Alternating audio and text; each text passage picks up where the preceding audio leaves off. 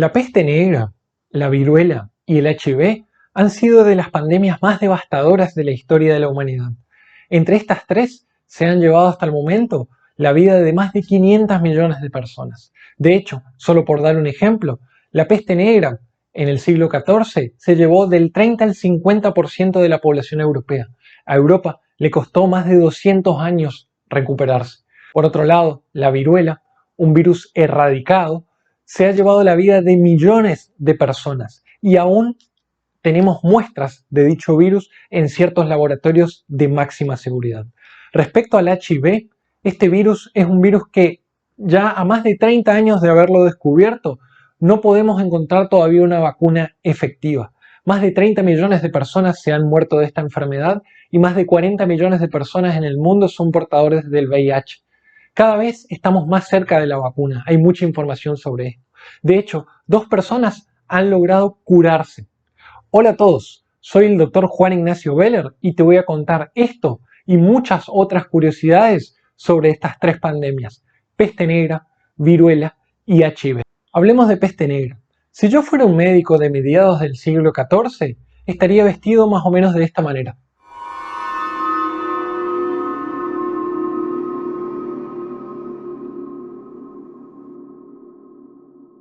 Pero antes de explicarle este curioso atuendo y por qué se utilizaba y qué se creía en la época, permítanme explicarles un par de cosas.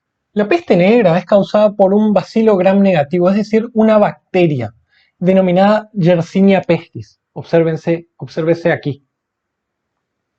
La Yersinia pestis ha generado la peor pandemia de la historia de la humanidad llamada peste negra. En el siglo XIV, de 80 a 200 millones de personas han fallecido por esta enfermedad.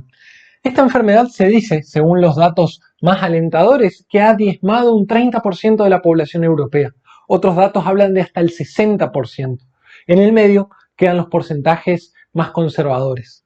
A Europa se dice que le llevó 200 años recuperarse, sobre todo aquellas ciudades que eran más comerciales. ¿Por qué? Porque aquellos que utilizaban la ruta de la seda o que navegaban o que llevaban la enfermedad de una ciudad a otra y donde había más población era donde más se enfermaban. Por otro lado, esta enfermedad empezó en lo que era Euroasia, principalmente en Asia Central.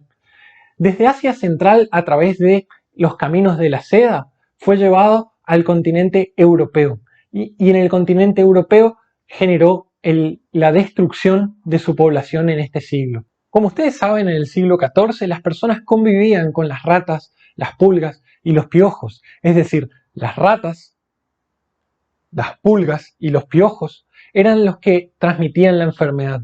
Las ratas la poseían, las pulgas picaban a las ratas y luego a los humanos. Al picar a los humanos transmitían la enfermedad. Luego de que la bacteria ingresaba a nuestro sistema a través de la picadura, producía un compromiso del sistema linfático, pulmonar y también de la sangre. Déjenme explicarle esto en palabras sencillas. Hay 3 tipos de peste. La peste llamada bubónica, que es la que mayor referencia nosotros haremos en el momento. La peste llamada neumónica, que es un estadio más grave de la peste bubónica, donde el compromiso es pulmonar y estas pueden transmitirse por gotitas, como si fuera el SARS-CoV-2, y la peste septicémica. La peste bubónica tenía una mortalidad entre el 30 y el 60%, y la peste neumónica casi del 100%. Permítanme explicarles. La bacteria ingresaba y a través del sistema linfático iba hacia nuestros vasos linfáticos y hacia nuestros ganglios. En los ganglios producía una marcada inflamación. Esa inflamación producía que el ganglio linfático se destruya, se necrose, crezca por la inflamación y se necrose. Ahora, ese ganglio linfático era un cúmulo de pus y de células muertas. Esto se denominaba bubones. Los bubones, si uno ve los registros de la época, van a ver que surgían en el cuello, en las axilas y en la ingle, donde están los ganglios linfáticos más grandes. ¿Y por qué se llamaba peste bubónica? Justamente por los bubones, y la peste viene por el olor fétido que transmitían estas lesiones al abrirse, ya que eran cúmulos de pus. Por otro lado, la patología producía fiebre y tos con hemoptisis, es decir, tos con sangrado. Esta era principalmente la peste neumónica. Otro tipo de peste, como dijimos, es la peste septicémica, que cuando la bacteria se transmitía alrededor de la sangre y llegaba a las extremidades distales, producía necrosis de esos tejidos, muerte. Esos tejidos se veían grisáceos / negruzcos y por eso se llamaba también peste negra. Dentro de las mayores curiosidades, de hecho, cuando uno piensa en peste negra, piensa en esto, piensa en las terroríficas máscaras que utilizaban los médicos de la época. Y esto tiene que ver con que la ciencia hasta ese entonces no estaba tan avanzada para entender la enfermedad, y ellos entendían la enfermedad como producida por olores, producidas por humores, etc. Entonces utilizaban esta máscara con forma de pico y lo que hacían era colocar en la punta hierbas aromáticas. Estas hierbas, según ellos, podrían fumigar a la entrada de la peste y al llegar a la nariz humana no contagiarían. Para eso utilizaban las máscaras. Estas máscaras se acompañaban de anteojos, guantes hechos principalmente de cabra y utilizaban las camisas dentro de los pantalones. Es decir, creían que el contacto también podría contagiar la enfermedad. Si hablamos de creencias, en esa época, además de creer eso, también pensaban que era un castigo divino.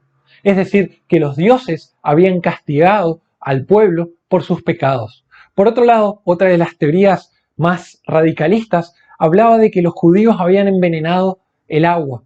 Y otras creencias decían que una mirada profunda podía transmitir la peste. Por otro lado, la peste ni empezó ni terminó con la peste negra. De hecho, la plaga de Justiniano, cuando el emperador romano era justamente el emperador Justiniano en el siglo VI, este emperador padeció esta pandemia, o padeció una pandemia que se llamó plaga de Justiniano, que diezmó al 30 al 40% de la población de esa época. Y por otro lado, si ustedes piensan que esta fue la última vez que vimos a la peste negra, observen esto. En la actualidad, en el 2020, estamos hablando de hace pocos meses, depende de cuando vean este video, hubo un brote de peste negra y también lo hubo en el 17, también lo hubo en el 16.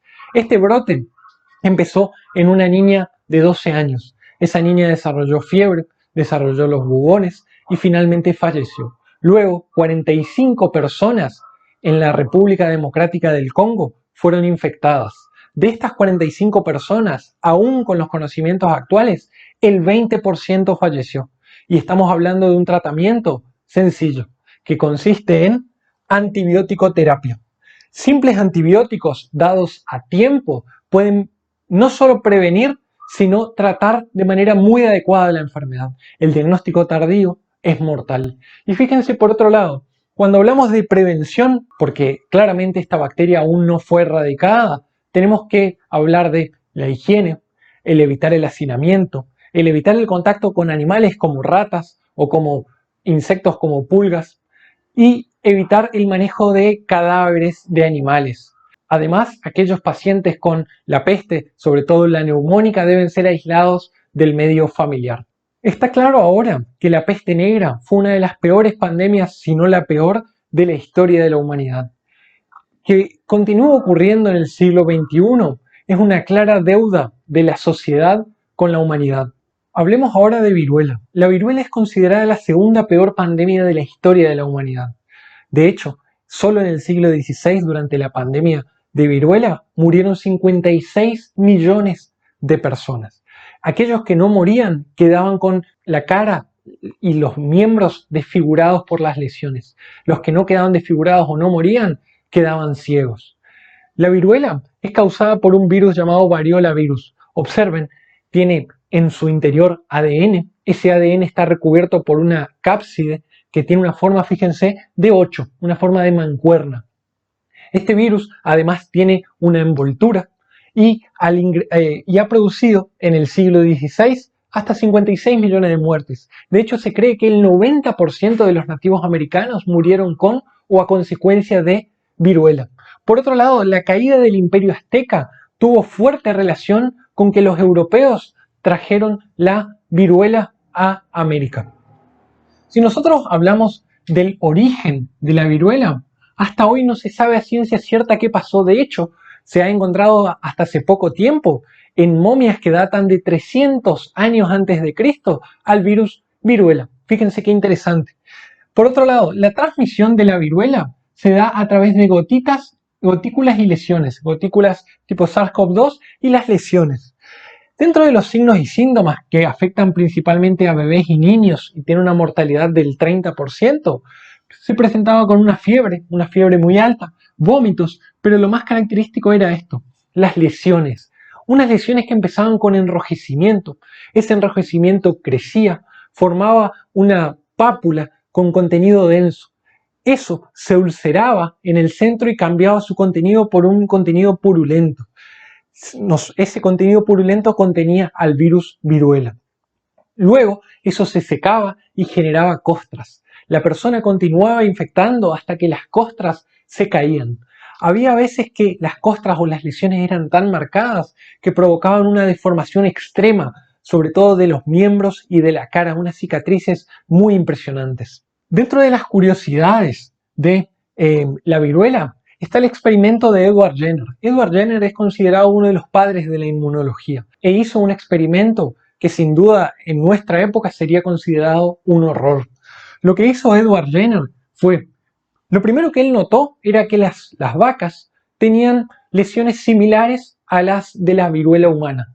Aquellos que ordeñaban a las vacas no tenían la enfermedad o no desarrollaban la enfermedad viruela. Entonces, Edward tomó las lesiones producidas en la mano, porque aquellos que ordeñaban las vacas tenían simples lesiones en la mano, como las ubres de la vaca, tomó esas lesiones y se las inyectó a un niño de 8 años. Este niño, a los pocos días, desarrolló un cuadro de malestar y fiebre que después no progresó más. Cuando Jenner intentó infectar a este niño con el virus viruela humano, no lo consiguió. Es así que publicó su trabajo, que lo vemos aquí. Las buenas noticias con respecto a la viruela es que gracias a la vacuna y a la fuerte campaña que se llevó a cabo a partir de mediados de 1900, el último caso de viruela registrado natural se dio en 1977. De hecho, el último caso real fue en 1978 y fue una persona que estaba sacando fotografías en un laboratorio de investigación y aparentemente es donde el virus se diseminó, esa persona falleció. En 1980, la OMS, dentro de uno de los hitos de la historia de la humanidad, declaró a la viruela erradicada. ¿Qué quiere decir esto? Fíjense que nosotros actualmente no disponemos de inmunidad para la viruela, porque no existe el virus y porque se dejó de vacunar. Esto nos lleva a un pequeño detalle. La viruela se sigue conservando en laboratorios de Rusia y de Estados Unidos. ¿Para qué? Para la investigación de antivirales y para la investigación de nuevas vacunas. Doctor, ¿por qué se sigue conservando si la viruela en teoría no puede volver? ¿No habrá riesgo de que haya un accidente de laboratorio? Bueno, fíjense, si se encontraron muestras de viruela en una momia de 300 años antes de Cristo, la viruela puede volver en cualquier momento y la humanidad debe estar preparada para ello. Es por eso que estos dos países conservan muestras y continúan estudiando. La OMS hace controles estrictos cada 2 años para ver que esas muestras estén conservadas adecuadamente. De hecho, Estados Unidos cuenta con más de 200 millones de dosis de vacuna de viruela en caso de que la enfermedad vuelva a regresar. Y los laboratorios estarían en capacidad de producir rápidamente esta vacuna descubierta. El virus viruela es un virus complejo que lleva mucho tiempo a estudiar, un virus gigante que lleva tiempo a estudiar y eso es lo que se está haciendo. El VIH-Sida quiere decir SIDA, síndrome de la inmunodeficiencia adquirida. Es una enfermedad causada por el virus de la inmunodeficiencia humana. Una enfermedad que requiere tratamiento de por vida con antirretrovirales. Sin embargo, cada vez tenemos más esperanza. ¿En qué? En que una vacuna, como les voy a contar más adelante, ha llegado en 2020 a la fase 3. Una vacuna que se parece mucho a la de Johnson & Johnson para el coronavirus. Por otro lado, 2 pacientes hasta el momento han sido curados. Curados no quiere decir tratados. Curados quiere decir que han remitido totalmente de la enfermedad, que no han tenido registros virales aún luego de dejar la terapia retroviral. Les voy a contar estos 2 curiosos casos al final. Pero antes, Vamos a explicar de qué se trata el VIH-Sida. En primer lugar, hay dos tipos de HIV, el HIV-1 y el HIV tipo 2. El HIV-1 es el causante de la mayor pandemia de HIV que empezó en los años 80. En los años 80, los investigadores notaron que en algunos pacientes ocurrían enfermedades raras, enfermedades poco comunes, por ejemplo, neumonía por Pneumocystis carinii, un cáncer que se llama sarcoma de Kaposi. La tuberculosis era más frecuente, incluso a veces convivían. Cuando ellos estudiaron a estas personas, vieron que tenían su sistema inmune muy debilitado, es decir, eran inmunodeficientes. Esto los llevó a buscar la causa y así llegaron a la conclusión de que en 1984 se logró secuenciar al virus del VIH. El virus del VIH ha sido protagonista de estigmatización, discriminación alrededor de la historia. Esto tiene que ver con el desconocimiento que existe. De hecho, al principio tenía nombres muy discriminadores, hasta que en el año 1986 se lo llamó virus de la inmunodeficiencia humana.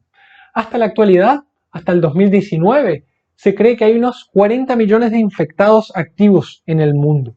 E incluso 30 millones de personas han muerto en el mundo debido a el VIH o a complicaciones relacionadas con el mismo.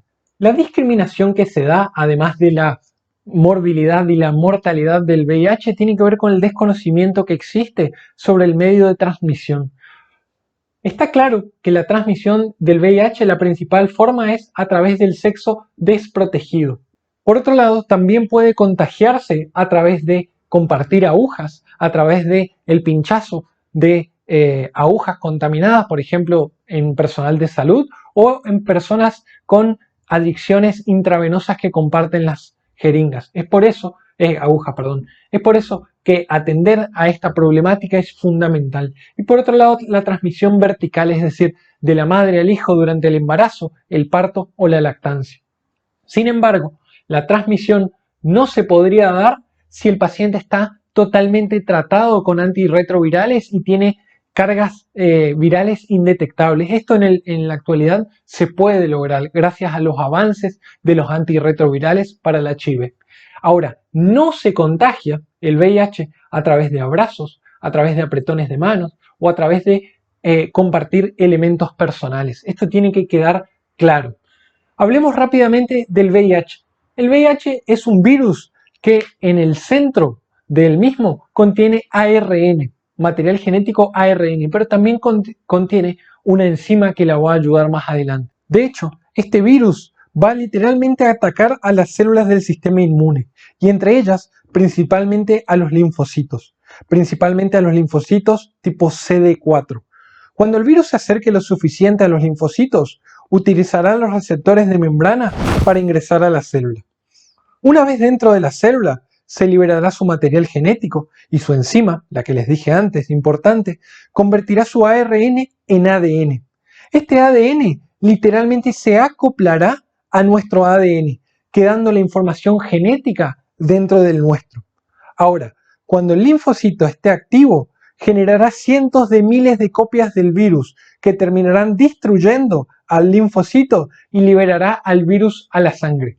Por otro lado, ciertas células del sistema inmune reconocerán a este linfocito como infectado y lo destruirán, perpetuando el ciclo de infección y de destrucción. Esto llevará a dos fases del VIH. La fase aguda, llamada primoinfección, donde el paciente se infecta con VIH y no tiene síntomas, cursa asintomático, sin embargo puede transmitir al virus. O cuando tiene síntomas, estos síntomas son pseudogripales, dolor de cabeza, un poco de fatiga, cansancio, pero no ningún estigma claro del VIH, entonces confundirán una gripe con VIH y continuarán transmitiendo. Luego, fíjense lo que ocurre. Si nosotros tenemos la inmunidad dibujada en azul aquí, nosotros vemos que cuando el virus ingresa en rojo, las copias virales van aumentando al principio, a medida que nuestras células CD4, los linfocitos que eran atacados por el VIH, van disminuyendo. Fíjense que finalmente nuestro sistema inmune logra controlar al virus, que queda latente. Este virus durante los siguientes años, estamos hablando de 5 o 10 años, va generando millones de copias. Observen en rojo cómo la curva del virus va subiendo, mientras que en azul la curva de nuestras células CD4 va disminuyendo. ¿Por qué? Porque el virus va generando miles de millones de copias que destruyen progresivamente a nuestros linfocitos, hasta que el número de linfocitos CD4 cae a un valor crítico. Este valor crítico va a dar origen a ciertas patologías poco comunes llamadas oportunistas, como por ejemplo neumonía por neumocistis, cáncer invasivo de cuello uterino, sarcoma de Kaposi, etc. Esto generalmente es mortal, ocurre en meningitis por patógenos muy extraños, muy difíciles de tratar, y esto va a llevar a la mortalidad del paciente. Todos estos años que el paciente tuvo al VIH de manera latente, pudo transmitir, y esto es lo más peligroso de la enfermedad, que se sigue transmitiendo alrededor del tiempo. Por eso, la prevención es el pilar fundamental para combatir esta pandemia. ¿Cómo prevenimos? Primero, con educación sexual adecuada, con tratamiento de los pacientes con drogadicciones o con tratamiento de aquellos pacientes que fueron expuestos. ¿Qué quiero decir? Existe el tratamiento previo y el tratamiento post-exposición con antirretrovirales y la probabilidad de contagio disminuye notablemente. De hecho, no existe la posibilidad de contagio si la persona está adecuadamente tratada y seguida por un infectólogo especialista y su recuento es muy bajo. Es decir, la educación y la prevención son principales. Por otro lado, les dije, al principio no da síntomas y se mantiene latente de 5 a 10 años. Entonces, ¿cómo podemos hacer? Pedirle a la gente que se testee, pero no obligarlos, sino pedirles que se testee. Hay test rápidos que se pueden comprar en la farmacia y se pueden autohacerse. Si da positivo, no quiere decir que tengas VIH, quiere decir que te tenés que acercar a un centro de salud para confirmar. El test rápido o el autotest no puede confirmar una enfermedad tan grave. De hecho, los test que se deben hacer en el hospital son 3 y deben ser por profesionales calificados. Entonces, ¿para qué sirve el test rápido? Para la detección y el acercamiento de las personas al sistema de salud.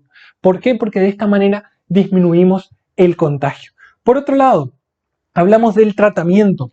El tratamiento con los antirretrovirales, que actualmente tienen muy pocos efectos adversos y una gran eficacia, es cada vez más eficaz, pero no se puede llegar todavía a todo el mundo. De hecho, en 2019 era un poco más del 65% de los pacientes del mundo tratados. La OMS está trabajando fuertemente en este tema para poder llegar a todos. Y les tengo 2 noticias asombrosas. La primera, si hablamos de prevención, la vacuna no puede quedar afuera. Y acá está uno de los grandes interrogantes. ¿Por qué no existe aún vacuna contra el VIH? Y esto es muy simple. El virus de VIH muta demasiado. Esas mutaciones permiten que el VIH escape de los mecanismos de defensa que pudimos generar hasta el momento. Sin embargo, en 2020, una vacuna, después de 10 años después de una vacuna que falló en 2009-2010, ha llegado a la fase 3 del ensayo. Esto es muy prometedor. Esa vacuna es a vector viral. Utiliza, como la vacuna de Johnson Johnson, un adenovirus. Dentro de él lleva el material genético que codifica muchas de las proteínas del VIH. Esta vacuna sería una promesa hacia el futuro. ¿Para qué? Para evitar el contagio y la propagación del virus. Falta todavía tener esta información, pero sin duda cuando la tengamos la vamos a traer para ustedes. Por ahora es una gran noticia dentro de todas las malas noticias que se dio en el 2020. Y tengo que contarles otra cosa. Hay 2 pacientes que fueron curados. Y acá tenemos que distinguir cura de tratamiento. Tratamiento quiere decir que vos durante toda tu vida vas a tomar una medicación y vas a tener una vida relativamente normal. Tu conteo, tu inmunidad va a ser buena, no vas a transmitir al virus, pero cuando dejes la medicación, de nuevo el ciclo comenzará. La cura quiere decir que podrás abandonar la medicación y estarás sin la enfermedad. Ahora, esto no es sencillo. ¿Y cómo ocurrió? Bueno, hubo 2 casos hasta el momento. Uno, a finales de la década del 2000, que un paciente con un cáncer requirió un trasplante de médula ósea porque tenía un cáncer. El investigador que lo estaba tratando dijo, ¿y si utilizamos un donador que tenga una mutación que evite el ingreso del virus a la célula? Y fue esto lo que hicieron. Utilizaron un donante de médula ósea que tenía una mutación específica que evitaba que el virus del HIV ingrese a esa célula. Este paciente tuvo 2 veces que ser intervenido porque rechazó la médula, pero finalmente luego de pasar por estas etapas, cuya mortalidad es alta y por eso no se puede aplicar a toda la población, hablamos de una mortalidad del 40 al 50% en pacientes VIH, no tuvo, luego de abandonar los retrovirales, virus detectable en la sangre. Los especialistas fueron escépticos a esto durante 3, 4, 5, 6, 7 años hasta que reconocieron que el paciente se había curado. Hace tan solo unos años, un paciente venezolano, también por un cáncer, fue trasplantado también con una médula ósea y también lleva más de 24 meses sin tomar antirretrovirales y sin tener detección del virus en sangre.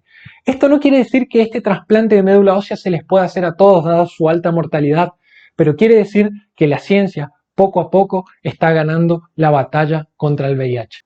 La importancia de conocer todas estas pandemias, todas estas historias, radica en conocer nuestra historia, saber cómo pasamos. La viruela fue erradicada gracias a la vacuna, un dato importante a tener en cuenta aquellos que pregonan que la vacuna no sirve.